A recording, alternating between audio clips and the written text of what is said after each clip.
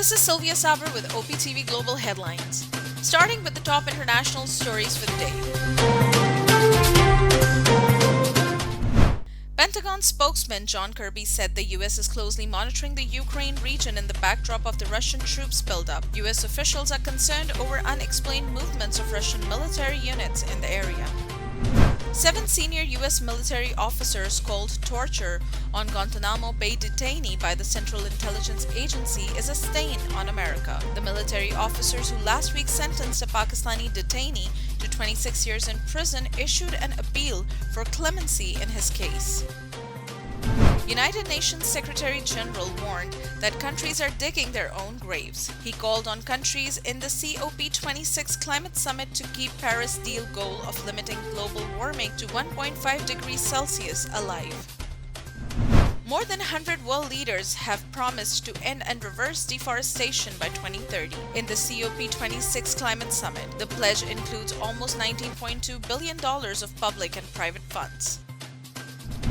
After Argentina, Azerbaijan also expressed interest in purchasing JF-17 Thunder aircraft from Pakistan. The defense attaché of the embassy Azerbaijan to Pakistan said that Pakistan is a top priority for purchasing the aircraft.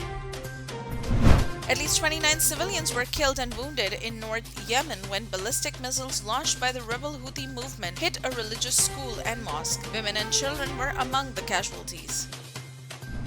Thousands of Sikhs across the United Kingdom took part in a referendum for an independent Sikh homeland, Khalistan. British Sikh participants showed anger and said that India had propagated for long that only a few dozen Sikhs were behind the Khalistan movement.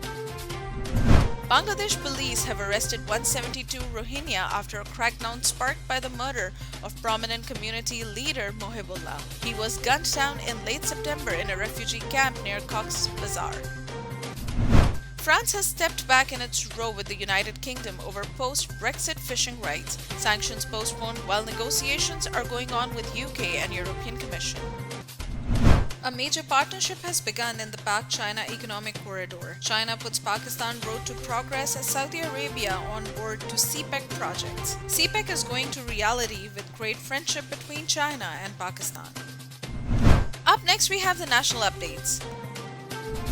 The Uzbek delegation has arrived in Pakistan for a 3-day visit. Both sides signed a protocol on Joint Security Commission for enhanced bilateral cooperation in this sphere. The Uzbek delegation will also visit Torkham for enhanced bilateral trade. Pakistan Prime Minister Imran Khan said he does not want bloodshed in the country at all costs. Prime Minister stressed that talks with the banned Tehreek-e-Labbaik Pakistan was the only solution to the problem.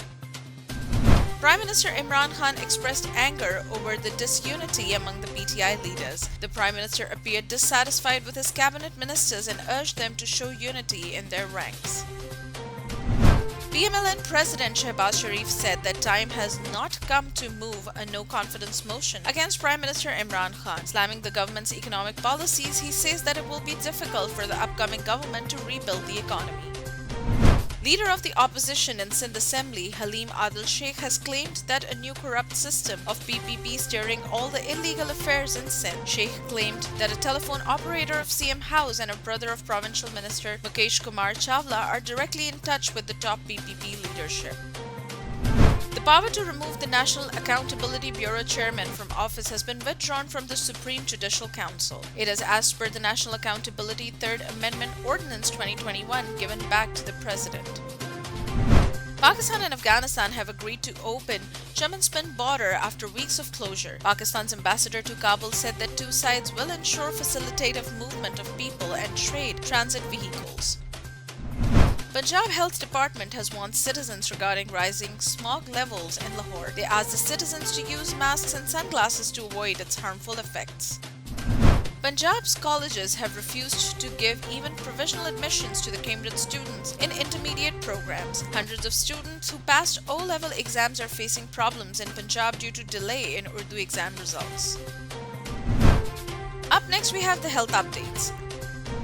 5 million people have died worldwide from COVID-19 since the disease first emerged nearly 2 years ago. The daily death toll worldwide fell below 8,000 for the first time.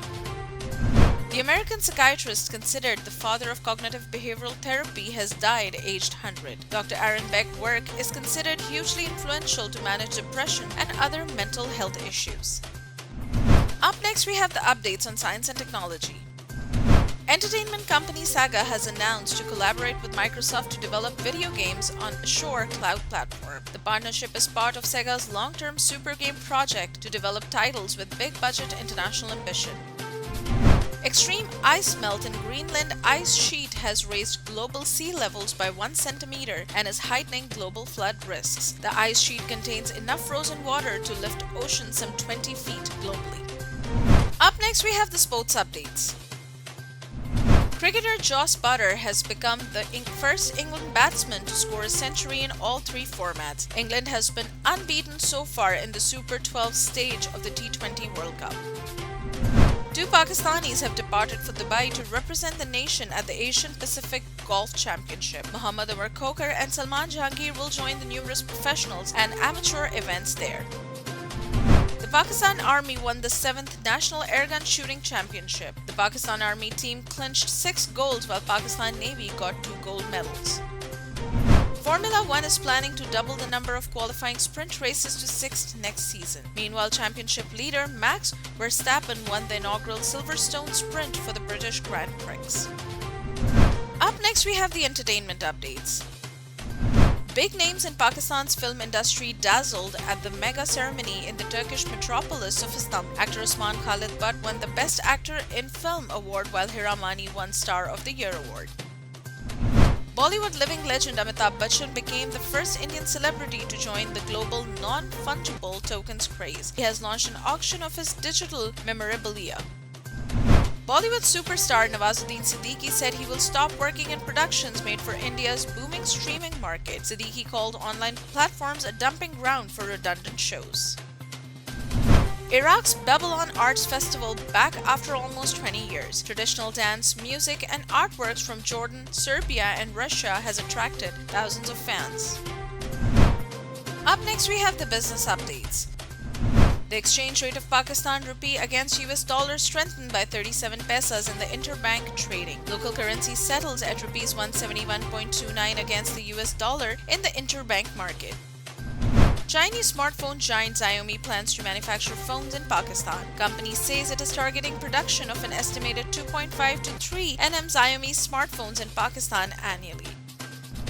The poor consumers are going to face another setback in Pakistan. The Oil and Gas Regulatory Authority has increased prices of liquefied petroleum gas by rupees 13.2 per kilogram. The prices of domestic LPG cylinder has now gone up by rupees 155.8.